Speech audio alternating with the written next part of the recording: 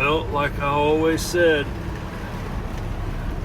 if we're loading, it's raining.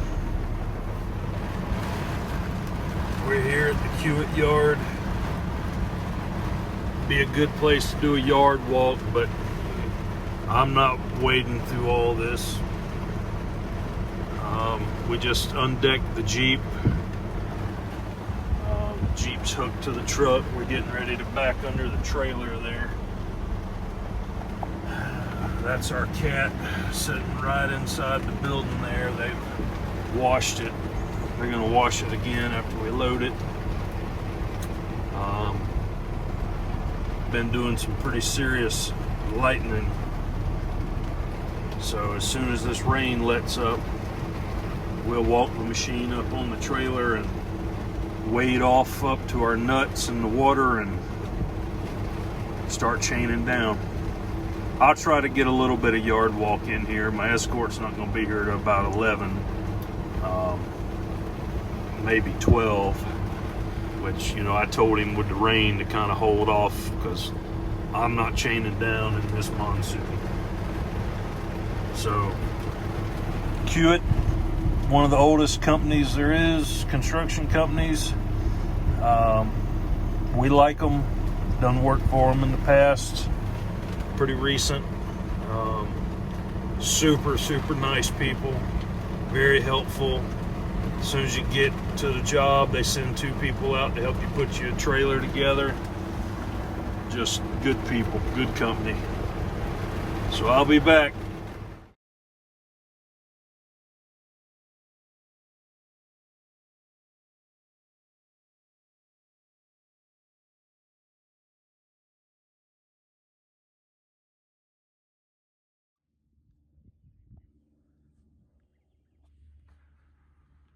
Good afternoon, guys. Another Cat 349. Pretty awesome sunset. We are here in Morris, Illinois at Three Rivers Power Plant. I guess they're building a new, I don't know if it's a nuke or not. There's a lot of nuke signs around here. You can see I'm the only one here. I'm in their parking lot area. I know they're not going to let me film inside there, so I just thought I'd show you what we got. So we unloaded that 349 in Hurricane, Utah, and spent the night there. We unloaded on a Thursday and just knew we wouldn't get loaded and get anything on Friday. So I decided to go to Vegas, which was a mistake. I've been there so many times. I used to go twice a year. ConAg, World of Concrete. It's been 18 years since I've been there. But the last time I was there was with my wife, and she was 8 months pregnant with my son, who will be 18 in just a couple of weeks. And, you know, what do you do when you're 8 months pregnant and you're in a casino for 8 days? So, yeah. I believe it was ConAg that we were at then. Or maybe World of Concrete. I don't remember. So, tell you a funny story about that. A gentleman used to work for me. He was a block maker. He run one of the shifts of our block plant. And he had just recently got a divorce, and I told him, and he was really young, and he had never been to Vegas. And I told him, I said, look here,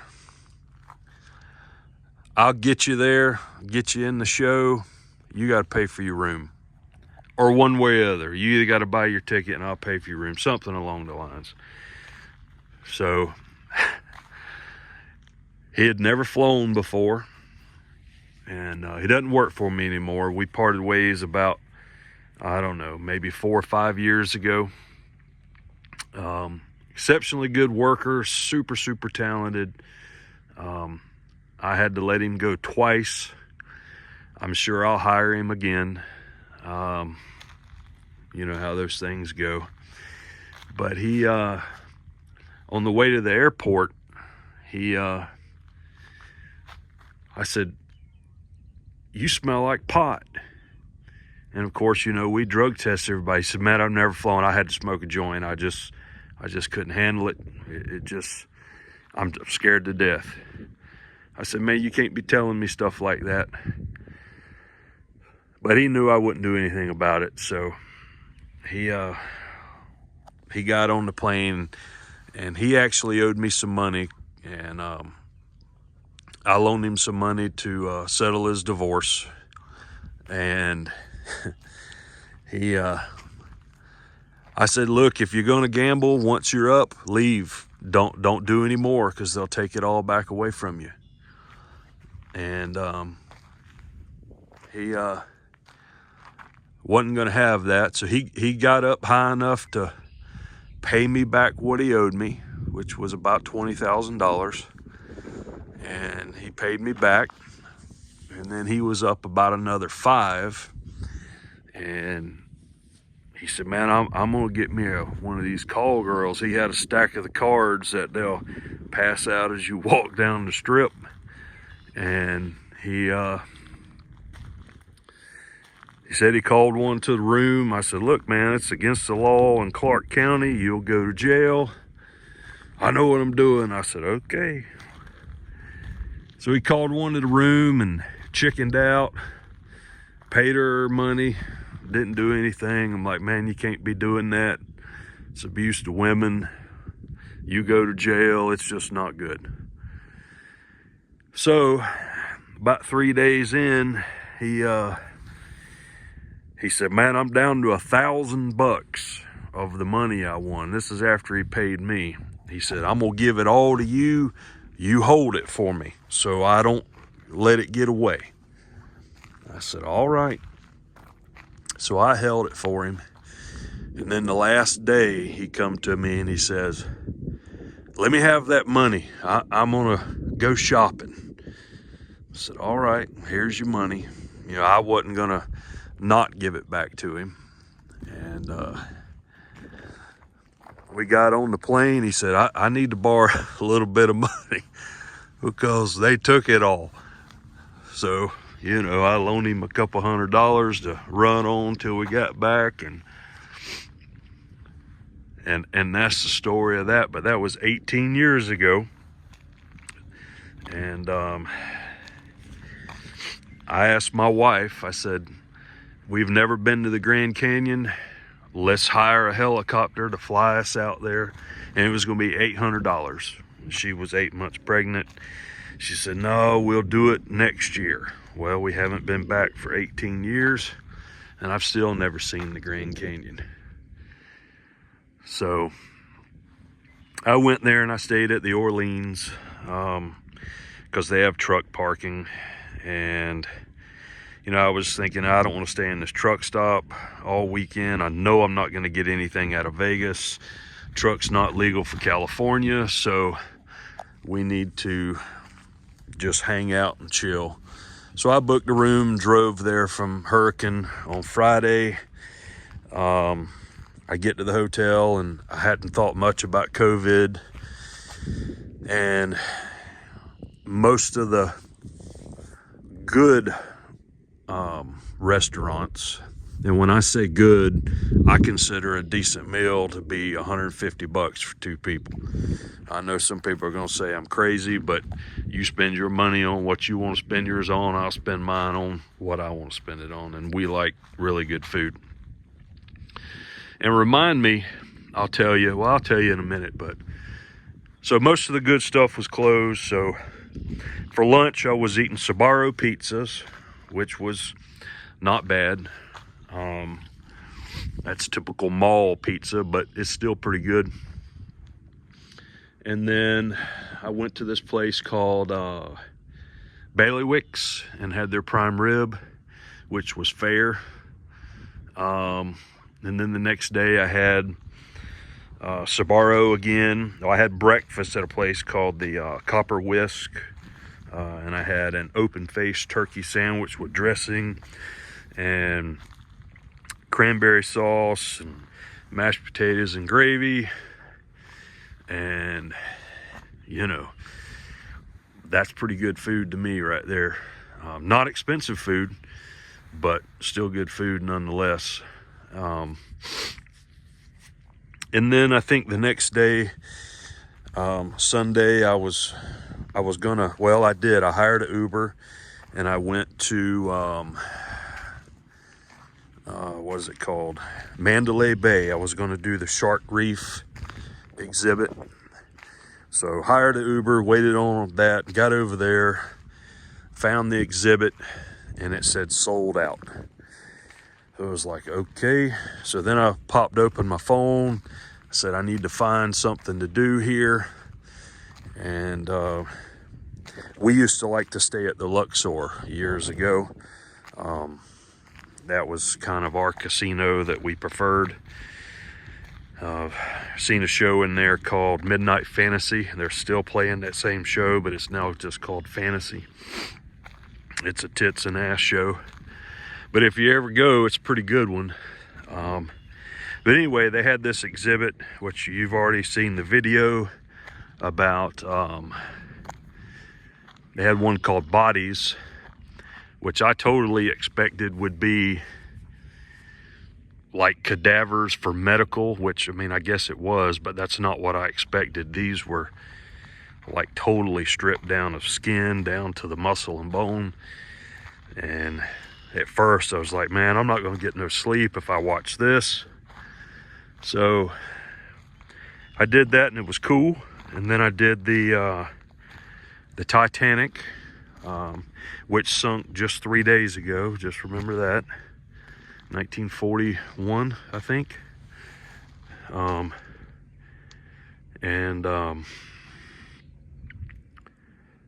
I posted some stuff about that as well. So other than that, then I had some Nathan's hot dogs and the Luxor. All of their good. They had some really nice looking Asian, sushi restaurants, but they were all closed. But way back, when I took the gentleman named Chris at work for me, I forgot what I was going to tell you all about that story, but it'll come back to me. But we like a lot of sushi, and so we went to this sushi place and probably ordered $200 worth of sushi, and it sucked so bad. They were still making it, and I went up to them and said, look, man, don't make no more. Just let me pay you. The sushi sucks. It's terrible. It's not what we're accustomed to. And the guy kind of looked at me like I was crazy, but it is what it is.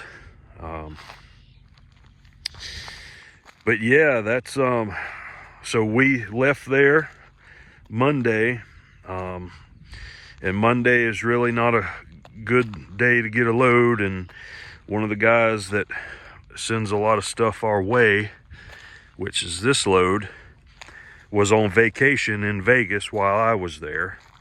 So we couldn't get any contact with him or anything. And so I decided to start trucking back towards Texas because I knew I'd get a load out of Texas.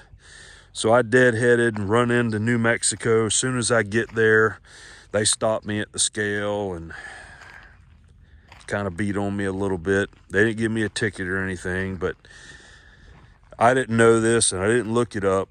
But in New Mexico, if you're over 90 feet, you got to have an escort. It was too late to break the trailer on down because my permit was issued, and I just didn't read all the permit. So he didn't give me a ticket. He said, just find you an escort. And we work with a really good escort service. They cover us really quick anywhere in the country. And so we got one. We trucked on across and got into Amarillo. And this guy calls and can you move this machine? And so we moved it from Fort Worth Loaded it Friday morning in the rain and left out of there at 11:30. Oh, let me show you this. We have Keith, we have a victim. We have a carcass on the truck. So they said, our operator will load it for you. I said, is he an operator? Because this was at their shop. Oh yeah. I said, okay. I don't usually let people load the equipment. Sometimes I do, but most of the time not. I run the excavator a lot, owned excavators. I used to have a job when I was young laying concrete pipe with an excavator. So, you know, you either know how to run one or you don't. Just because you can drive it up on a trailer doesn't mean you can run one. So it was wet, and this machine's 12 wide, and he slid it off the trailer. And here we have it, right here.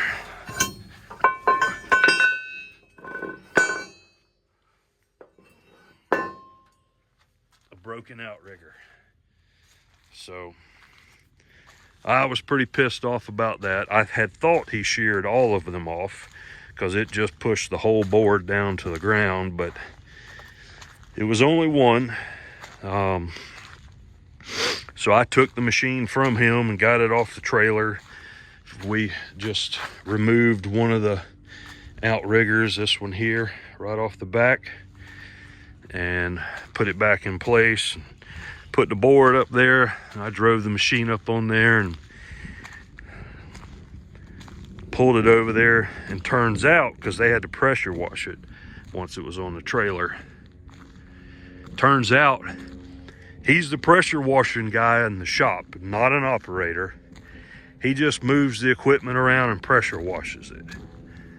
So that excavator's $480,000. That truck and trailer is $500,000. So let's just call it $1 million that we're letting the pressure washer guy, you know, handle there. So that's why you don't let people load your equipment. So yeah, we left there 11:30, booked it up, made it into Arkansas, got shut down, spent the night, and then headed on. And we got here to Morris, Illinois about 1 o'clock, and they were kind enough to let me stay here. So it's just me and the security guards here. And Kiewit is building this. Super good company, super great people. Very grateful that we get to work for them. One of the best you'll find. So we got here and we parked, and my escort left, and he has to make it back to Texas tonight, which I don't know how he's going to do that, because he has a load scheduled to leave in the morning. I don't know what part of Texas, but going from Texas to Oregon. So that's one hell of a haul. That's a long ways if you ask me. And he was already tired because I run till the clock's out. I don't shut down early. If we got drive time left and daylight, we're rolling. He complained about, you know, how long we were rolling one time, but he figured out that the captain is in charge of all of that. So that's how we went down with it. So yeah. Other than that, I can't really think of anything else. We're going to unload at 5:45 in the morning is when they open. We'll fold the truck and trailer up, and we will get underway. And this same company is, you know, they sent me an email Friday night that says we have another machine we need you to move. call us as soon as you unload. So we'll do that. Show you all that tower crane, 2 tower cranes there, and then that's a big Liebherr, looks like a LR 1850. This blue and white one is a Tadando. That's a Japanese crane. Still good crane, nice machine. The Liebherr is a German. Those are probably Liebherr tower cranes if I had to guess. This here XR12, this Extreme, that's what we use to take the Jeep off the trailer. It's just a rough terrain telehandler. Then you see they got some John Deere articulated trucks, some Cat loaders. Oh, that's Deere loaders. And see a Cat long reach excavator in there. Another Tadando crane. So I'm not real sure what this, is supposed to be. It's called Three Rivers Energy or Power Plant. It's either Norris or Morris, Illinois. I don't remember. I suck with names. I know Keith's name. I know Frank's name. I know Blue Toyota FJ. Of course, I know Mad DeBall's name. He still thinks I'm the dumbest son of a bitch on the planet. He's probably right. Probably 100% right. And look at the tracks over here. So, I don't know if you can see them. Let me see if I can zoom in. Look at those crawlers. Where's my finger? Right there. Probably hard to see through that, but yeah, this is Kiewit, and they do a first-class job. You know, I highly recommend them. And their security is, there's a blue, looks like a container right there. So that's a security checkpoint, and it's got like these rotating steel arms that you have to go through from ground to the floor, so you can't be, smuggling shit out. They're on their game. They know what they're doing. They've been in business since 1895. Can't say enough about them. But yeah, that's how it's been going down. Really need to get home. Been out a little longer. So the deal, well, we'll talk about that later, but lost a lot of time on that last load, and still did well. Just, sometimes you're going to win and sometimes you're going to lose, but we didn't lose, but we just had to give up a little bit of our profits. About $2,500 worth, but it is what it is. I still can't remember what I was going to tell you about Vegas. Okay, here we go. All right. So, back when I started in the ready mix business, I was like 19 or 20 years old. We had purchased this piece of property from the soap factory, 20 acres. They used to render down dead horses, cattle, fat. There's even a story in the newspaper of a whale that had washed up on the beach in Jacksonville, and they tried to render the blubber and they couldn't do it, so they had to haul it off and bury it. But anyway, so that soap plant had been shut down for years, long time. And we purchased that piece of property, 20 acres, for $160,000. Ordered a brand new batch plant, brand new concrete trucks, brand new loader, had 6 new Max DMM 6906s, a new Komatsu WA250 wheel loader, new Besser APCO M12 batch plant. And as soon as we took control of the property. The next day we go in there to start clearing it, and the EPA shows up. And this lady's name was Phyllis Barnett, one of the nicest ladies, government worker that I've ever experienced. And we become friends after that. She eventually went on and retired because she and I had somewhat conducted business, you know, over the years after that. She worked for the Florida Department of Health, which is some kind of division of the EPA.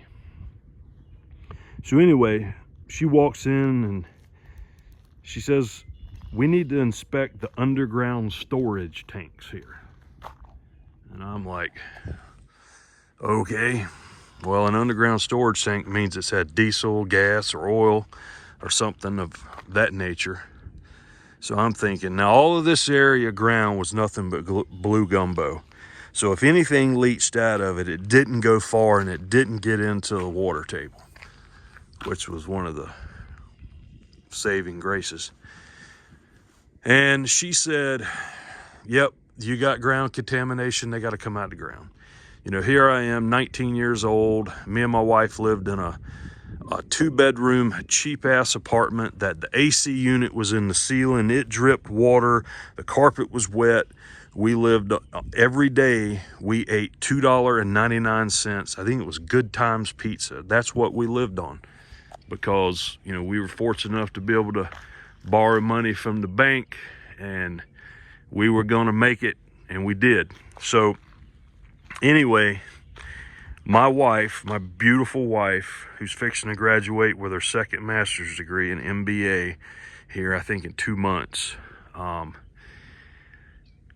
So we hired this company to do the testing. We dug the tanks out with an excavator, pulled the tanks out. We did all the work. They let us do that. And then we had this huge stockpile of dirt that was contaminated. It was high in VOCs. So I had to hire this trucking company called Bulldog Trucking. They hauled it to Georgia to incinerate it. Well, once we got it up on the mound, she said, look, if you don't get it out of here before it rains, all of this other area will be contaminated, because we piled it on Visqueen. Well, so the rains were coming. So me and my extremely sexy, hot brunette wife, just totally good looking, I said, Tammy, you have to help me. I can't pull all this Visqueen up on this mountain by myself. I just can't do it. So my wife starts digging in and climbing up on this diesel fuel intoxicated dirt, and she helps me cover it with Visqueen. So that's where we get to the next part of the Vegas story. So that's the backstory about my wife. And some of you guys kind of know a little bit about my concrete history and family. So that was a very strong ready mix and precast operation before I went in the ready mix business. So we're invited by McNeilus and Besser Apco. They paid our way to go to ConAg, which is a huge convention in Vegas. You can look it up. That pertains to the aggregate construction and concrete industry. So we get on a plane. Now keep in mind, we had batched concrete all day. We get to the airport, fly all night, and we get there and we're starving. And I think we were staying in, can't think of the name of it, but it's like something Hilton. Not the I think the Las Vegas Hilton is where the casino is. Maybe the Flamingo Hilton or something like that. I don't remember. It was a long time ago. And this was our first time ever going to Vegas. And we might have been, I don't know, 19 or 20. So it means we couldn't gamble. But we're walking through there trying to find something to eat. And we walked by this Japanese steakhouse called Benihana. And this guy, probably 60 years old, I bet he weighed 600 pounds. Well, the restaurant was closed, and he had this little hot blonde with him. I guess that was his wife. She was young.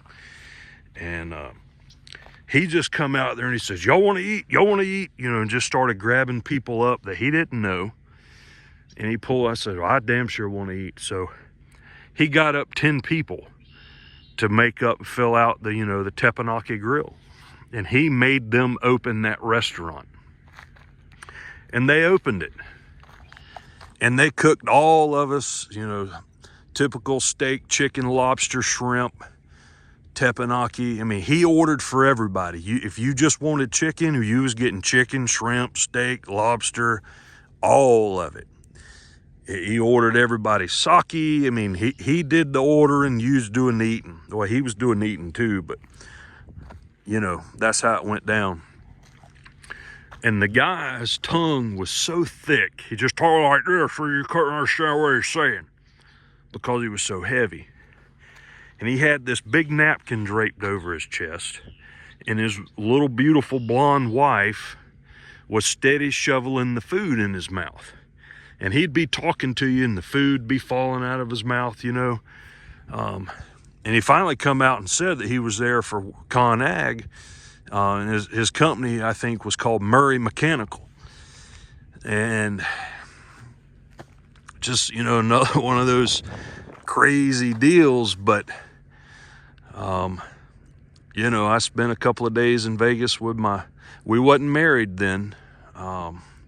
I'll tell you the story another day about how we got married. We got married like 4 months later, maybe 2 months later. Yeah, but that was our first trip, and I was wore out. And then we took the red-eye flight coming back, and I laid the seat back 3/4 of an inch that'll allow you to go back, and I was tired. And the lady and I was so tired, the lady come up and said, "Sir, you need to raise your seat up." I just ignored her and went on to sleep, did the red-eye to Jacksonville, and then went back to work. That was brutal. Totally brutal. So that was my first time in Vegas. That was in 1996, I believe. And then 18 years ago was my last time with my wife there. And unless she wants to go back, I don't even think I was planning on going to ConAg. It's every 3 years now. I don't think I'm going. I've seen it all. I'm pretty content. So guys, that's all I got. I hope you enjoy this video. I'm sorry I don't have more content for you. I see the captain's doing pretty good. He's doing a lot of loads. Happy to hear that for him. Hopefully he's stacking money up in the coffers. And hope all you guys are doing well. And we'll see what we get. We're gonna try and get a load going to Florida, and then we'll be down for a couple of weeks. We got a new construction project we got to start. We also got one that we got word from the architect today. We have one in the Abacos, Bahamas. We haven't signed a contract or anything, but we're number one in line for it, he tells me. So we'll see how that goes. I've never done a project in the Bahamas, but that would be cool, and then you guys could see the other side of what I do. So I'm just your part-time pilot of this truck. It's not going to be too much longer, guys. I got to put a driver in it. I'm going to try and hold out till October if I can. I'm sure I'll still always do runs because it's just who I am. Even when I was in the ready mix business, if we had a driver out, I'd go hop in his truck and go haul concrete. It's just, the way I was raised, I guess. So that's it. Cat 349F, 2 in a row. This machine weighs 110,880 pounds. And we grossed out about 187. And trailer's doing well. A couple things I'm going to be changing on it for too much longer that I don't like. They were my ideas, but they don't work very well. So we'll go from there. And we'll see you guys on down the road. Let me know how things are going in your comments. I read them all. I know I can't respond to all of them, but I do enjoy them.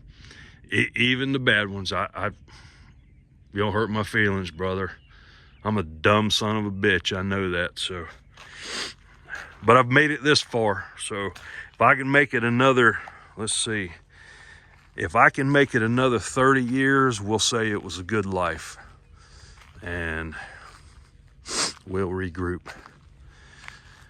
So I guess I'm gonna shut down and maybe watch a video or two, load this up for you guys. Like I said, I know they're not gonna let me video inside. I've shown you what I can. That's all I got. Y'all take care. Thanks for watching.